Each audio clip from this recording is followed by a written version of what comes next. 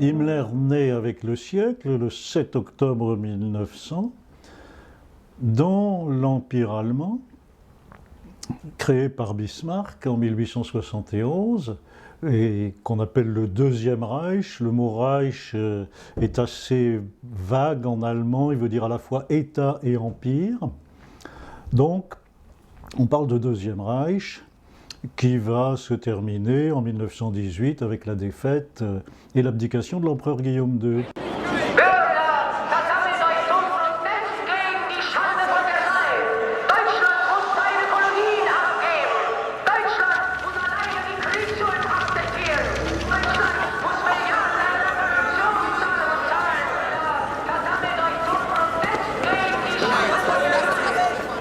L'Allemagne a du mal à accepter sa défaite, à accepter le traité de Versailles. Il y a des révoltes conservatrices, des mouvements conservateurs qui donnent l'impression de vouloir remettre en cause le traité de Versailles. Au milieu de ces mouvements, il y a en Bavière le Parti national-socialiste avec Adolf Hitler qui est surtout un orateur qui prend le contrôle de ce groupuscule au milieu de l'année 1921. Donc c'est dans une nébuleuse conservatrice, une nébuleuse de droite ou d'extrême droite refusant le traité de Versailles, à laquelle le jeune Himmler s'intègre et il donne lui-même son adhésion au Parti national-socialiste d'Adolf Hitler en 1922. Wie weit haben wir Kulturmenschen uns von dem Wissen unserer Väter entfernt? Wären wir noch so, wie die alten Germanen mit ihren Sitten und ihren gesunden Einrichtungen waren?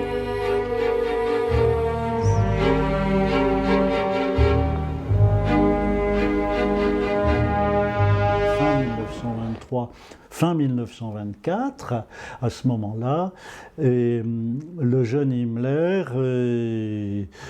trouve à s'employer dans la direction du parti. Il y a des locaux du parti à Munich qui sont assez modestes au départ, qui vont prendre de l'ampleur, et Himmler s'emploie à ce moment-là à la direction de la propagande. Et puis il y a également une organisation qui s'appelle l'ISS, qui est créée en 1925 pour servir de garde personnelle au chef Adolf Hitler et aux principaux orateurs du parti quand il y a des meetings.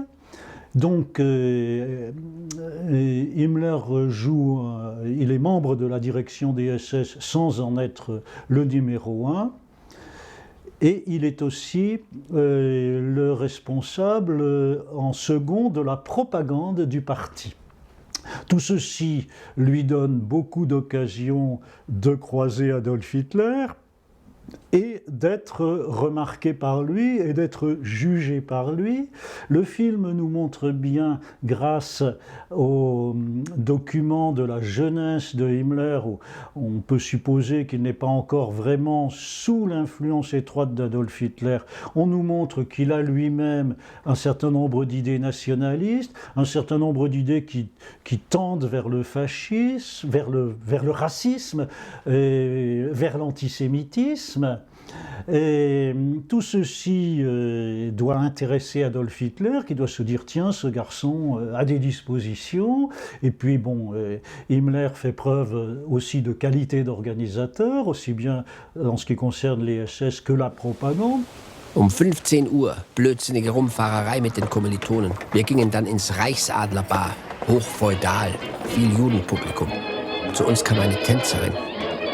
Sie ist ein ruhiges Mädel, einfach, nicht eitel und hochnäsig. Sie ist Wienerin, aber Jüdin. Hat aber in ihrer Art absolut nichts Jüdisches. Ich machte zuerst mehrere Bemerkungen über die Juden. Ich hielt sie ausgeschlossen für eine. Sie spottet harmlos und gutmütig, ohne jemals zu verletzen. Mit einem Wort, ein Mädel, das Hochachtung verdient. Jamais Adolf Hitler n'écrirait une chose pareille.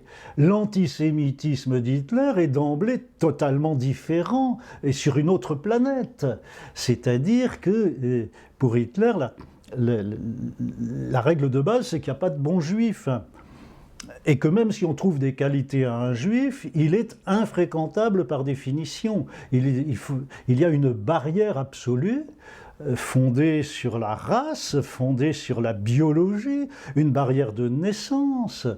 Le Himmler qui ce soir-là dit dommage elle est juive mais c'est quand même une fille bien, il n'a pas la moindre notion qu'un jour il pourrait faire tuer des bébés au berceau parce qu'ils sont juifs. Ça va lui venir de son maître Adolf Hitler et de personne d'autre.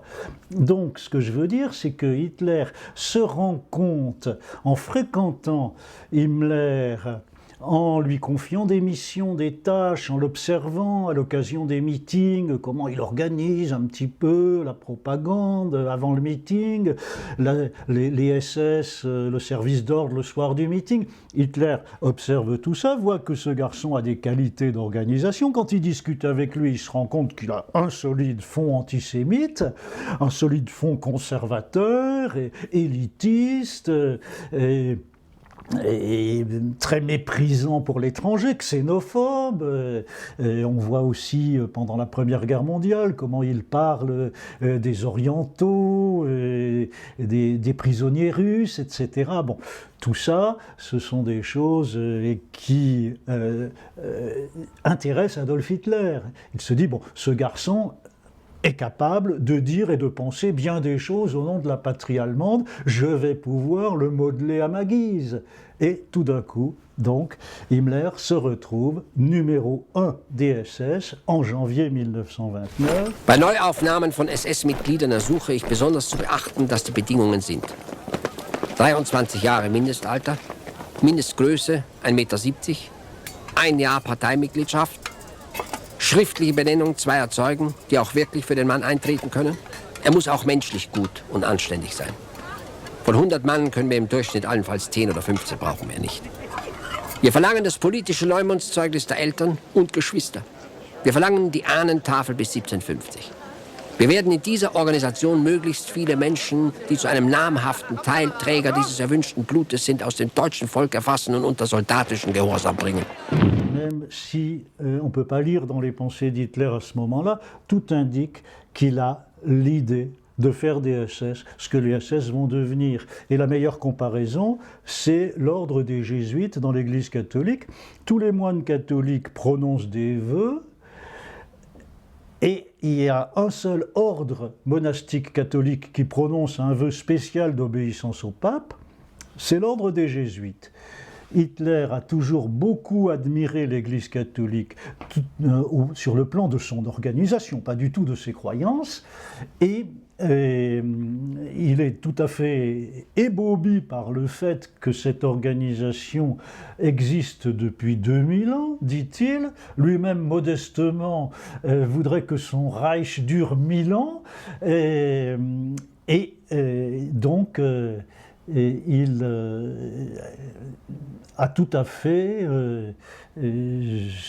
cette idée d'imiter l'Église catholique dans ce qu'il trouve qu'elle a de bon, c'est-à-dire son organisation, une organisation capable de propager une même idéologie pendant 2000 ans. C'est ce qui lui plaît dans l'affaire, et c'est pour cela qu'il invente un ordre. On peut considérer que les SS sont comme un ordre religieux.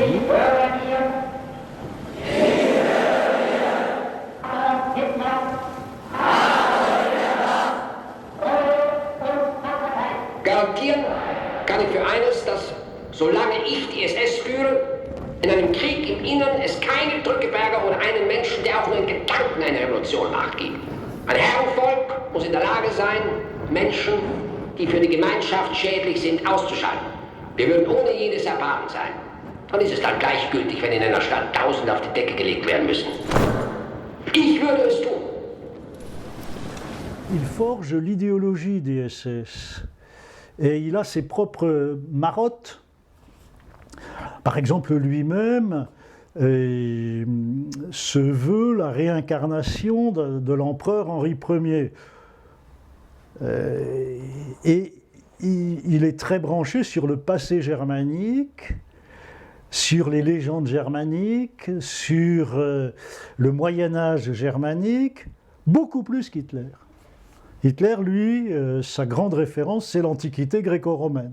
Il est attiré par l'occultisme, la magie, un certain nombre de choses.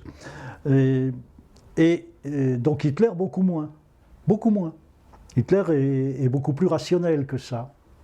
Il a sa folie, qui consiste à se prendre pour un envoyé de la Providence et à considérer les Juifs comme à l'origine de tous les maux.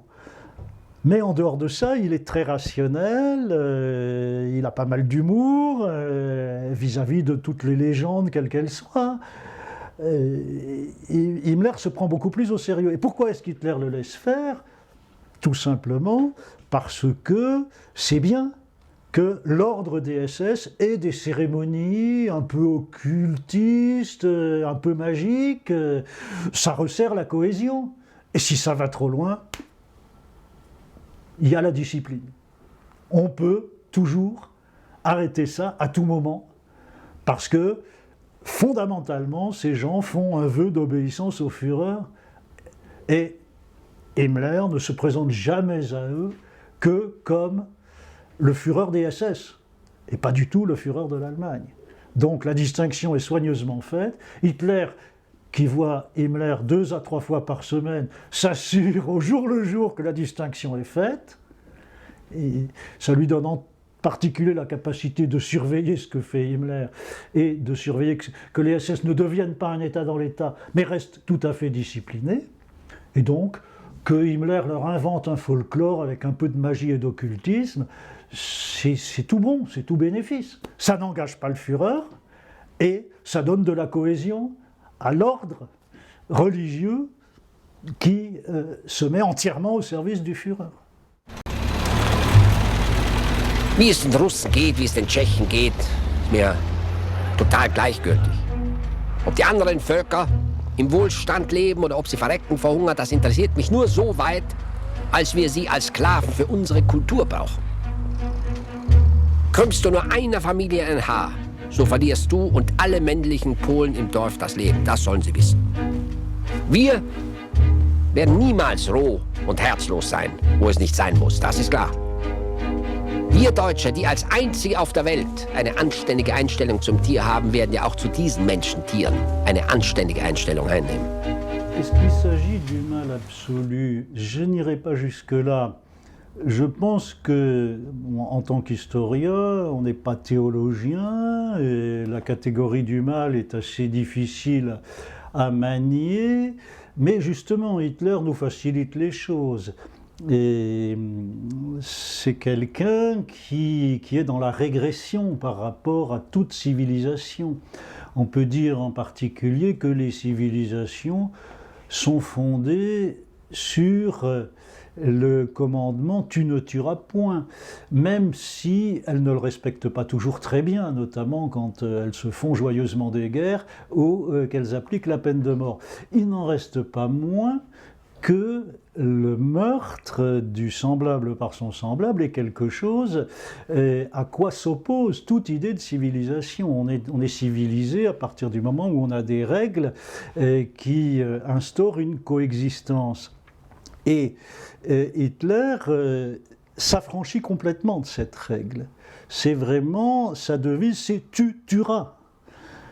Tu tueras tout obstacle devant ton objectif, qui n'est pas ton objectif. C'est pas l'individualisme, c'est le contraire de l'individualisme. C'est pas pour installer son pouvoir sur les hommes, pour le plaisir de régner sur des hommes, et comme on règle des comptes dans des clans mafieux, c'est pas ça. C'est la patrie allemande, l'amour de l'Allemagne, la grandeur de l'Allemagne, l'idée qu'il se fait de l'Allemagne, une idée extrêmement particulière, puisqu'il s'agit d'une Allemagne de race pure, ça aussi c'est quelque chose de complètement nouveau dans l'histoire. Et donc Hitler, au nom de son idée, de son pays, s'autorise à tuer n'importe qui, y compris les membres de la race supérieure, même si ceux-là, on y regardera quand même 2 fois avant de les tuer. Mais si on les considère comme des obstacles, on les tue tout pareil. Ça peut être une définition du mal absolu que l'histoire accepte. Mais on peut dire que justement Himmler, il n'est pas dans ce mal absolu-là. Il est dans le mal de se mettre au service du mal absolu. Il fera taire tout scrupule si Hitler lui demande de tuer. Mais ces scrupules, il les a quand même. Et d'ailleurs, ça se voit dans le film, dans cette manière même de dire « nous sommes décents ». Cette manière-là, elle n'est pas très hitlérienne. Hitler, on ne le voit pas dire ce genre de choses, ou du moins le dire de manière aussi obsessionnelle. C'est aussi ça qui est très bien vu dans le film et qui caractérise Himmler et qui caractérise beaucoup moins Hitler. Die Reichtümer, die sie hatten, haben wir ihnen abgenommen. Diese Reichtümer wurden selbstverständlich restlos an das Reich abgeführt. Wir haben uns nichts davon genommen. Wir hatten das moralische Recht. Wir hatten die Pflicht gegenüber unserem Volk. Dieses Volk, das uns umbringen wollte, umzubringen. Wir haben aber nicht das Recht, uns auch nur mit einem Pelz, mit einer Uhr, mit einer Mark oder mit einer Zigarette oder mit sonst etwas zu bereichern. Quand il se prétend décent, c'est qu'il ne fait pas plus que ce qui est nécessaire. Et pour l'objectif qui est la grandeur de l'Allemagne, qui est l'obéissance aux ordres d'Adolf Hitler, il fait le strict nécessaire, c'est-à-dire qu'il va tuer sans joie, sans sadisme, sans s'exciter. Il va voler les biens des Juifs sans s'en mettre dans la poche. Et il va dresser, parce qu'on peut vraiment parler de dressage, il va dresser la totalité des SS recrutés suivant cette morale-là. Vous allez saisir des biens juifs, vous n'avez pas le droit de vous mettre un seul bijou dans la poche, une seule pièce de monnaie, vous devez tout remettre à la collectivité. Et donc voilà, c'est un être très moral, c'est un professeur de morale, c'est un instituteur psychorigide, et donc d'où l'utilisation très forte et très fréquente de ce mot décence, et qui revient comme un leitmotiv dans le film. Liebe Marga, ich habe dir einmal gesagt, ich will und werde dich nie enttäuschen. Für was ich nicht einstehen kann, ist mein Schicksal. Die Sorge, die ich habe, ist immer wieder die Frage, ob ich das Recht habe, einem Menschen, den ich so unendlich liebe, durch diese Liebe vielleicht einmal viele und bittere Sorgen zu bereiten. Ich kann niemals ab von meiner Pflicht und soll vielleicht einmal dich in einen Strudel von Sorge, Leid und Schicksal mit hinabziehen. Wir Landsknechte des deutschen Freiheitskampfes sollten eigentlich einsam und verfemt bleiben. Liebes Kind, es ist nicht leichtsinnig hingeschrieben, sondern weil ich mir manches Grausige der Zukunft heute schon denken kann. Ce qui m'intéresse, moi, tout particulièrement dans ce film, c'est la mise en musique de la folie d'Hitler. C'est-à-dire que Hitler est fou, au sens où il a deux fantasmes qui se mettent en place fin 18, début 19. Premier fantasme, les Juifs, et même au singulier le Juif, est derrière tous les maux de l'humanité, y compris les maux physiques, y compris les maladies. Et, deuxième fantasme, la Providence charge Adolf Hitler d'alerter l'humanité contre ce péril. Au départ, il ne se voit pas encore en dictateur de l'Allemagne dirigeant la guerre de revanche, mais plutôt il s'appelle lui-même le tambour, der Trommler, le tambour de la révolution allemande. C'est comme ça qu'il se présente pendant quelques années. C'est probablement après l'échec du putsch et pendant les méditations de son année de prison qu'il se dit « bon, il va falloir que je fasse tout ». Le prophète de la révolution, le tambour, l'annonciateur, le Jean-Baptiste, et puis Jésus. Et que je dirige moi-même l'entreprise. Donc là, voilà, il se voit à la fois comme prophète religieux et politique, comme chef politique, pendant son année de prison, disons. Et donc il a sa folie. Et il a besoin de choisir dans différents domaines des lieutenants qui ne soient pas fous. Et ça va être le cas de Göring, qui est d'ailleurs le seul nazi qui aurait été célèbre sans le nazisme, puisqu'il était déjà un aviateur célèbre de la Première Guerre mondiale. C'est Goebbels, qui est, on dit un écrivain raté, mais bon, quand il s'engage à fond dans le nazisme, il a 27-28 ans. Moi, j'étais raté à un âge bien plus avancé que celui-là. Donc Goebbels, qui est tout à fait l'homme de la situation pour la propagande et l'organisation de la propagande, qui est un bon orateur, enfin qui a plein de qualités pour ce que Hitler lui demande de faire. Et Rudolf Hess, l'adjoint de Rudolf Hess qui va prendre sa succession, qui est Martin Bormann. Tous ces gens-là sont des gens qui ont les qualités requises et qui justement ne sont pas fous, parce qu'un fou ne peut pas s'entourer de fous, ça serait la nef des fous. Donc, et en particulier Himmler, il n'est pas fou. On le voit bien d'ailleurs dans ce film qu'il n'est pas fou. Et Vanessa Lapa le comprend très bien en parlant du mal. Le mal, c'est pas la folie. Et si on est fou quelque part, on échappe au mal. C'est d'ailleurs la grande raison pour laquelle la folie d'Hitler n'est pas tellement encore présente dans les livres d'histoire. À mon avis, ça vient et ça ne fera que croître et embellir, mais c'est difficile parce qu'on a cette idée que le fou n'est pas responsable. Et c'est peut-être une idée qu'il faut questionner. Parce qu'un fou aussi intelligent, aussi maître de lui qu'Hitler, est responsable. Mein lieber Sohn, freudig bewegt möchte ich auch dich dazu beglückwünschen, dass dein und unser aller Sehnen in Erfüllung gegangen und unser Führer den lang erkämpften Sieg errungen hat. Möge ihm auch weiter Glück und Gottes Segen beschieden sein. Und dir, mein lieber Sohn, wünsche ich von ganzem Herzen, dass du in all der Hitze und Überlast von Arbeit gesund bleibst. In Liebe und Sorge sei innigst gegrüßt und geküsst von deiner Mutter. Je considère ce film comme une œuvre d'art.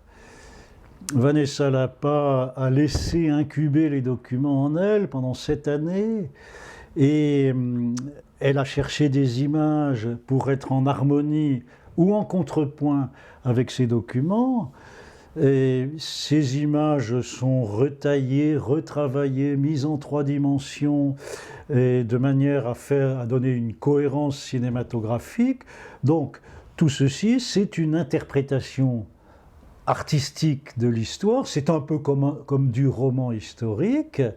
Les romans historiques, vous en avez de toutes les catégories. Vous en avez qui intéressent profondément les historiens, parce qu'ils reconstituent, de même que des films historiques en costume. La reconstitution du passé, l'idée qu'un artiste se fait du passé, c'est quelque chose qui ne choque pas l'historien, qui peut l'intéresser au plus haut point. Lui-même se fait son film dans sa tête. Évidemment qu'il doit, lorsqu'il écrit ses livres et ses articles, respecter des documents et toujours être en référence étroite avec des documents.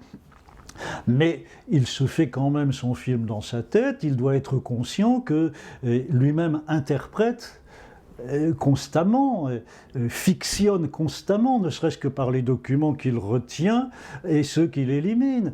Donc il n'y a pas un abîme aussi énorme qu'on veut bien le dire entre l'histoire et le roman, entre l'histoire et la fiction. Mais simplement, il faut savoir évidemment dans quel genre on est. C'est pas tout à fait le même exercice. Il y a là une vision du fonctionnement de Himmler qui me semble extrêmement intéressante. Donc la vision politique manque, on ne comprend pas les tenants et les aboutissants politique, militaire, etc. Et on n'a que des flashs vers la guerre ou vers les décisions politiques. Mais c'est très bien comme ça. C'est très bien comme ça. On a comme une espèce de réfraction de cet univers militaire et politique dans la mentalité personnelle d'un dirigeant qui écrit à sa femme, à sa fille, à sa maîtresse, à son père, à sa mère, à ses frères. C'est quelque chose de tout à fait intéressant. C'est une manière, comme une autre, de reconstituer le passé et qui n'est pas, qui ne me semble pas fautive, qui me semble assez bien, le plus souvent, disons, je ne cautionnerai pas tout, mais dans l'immense majorité des séquences, ça me semble très subtilement vu.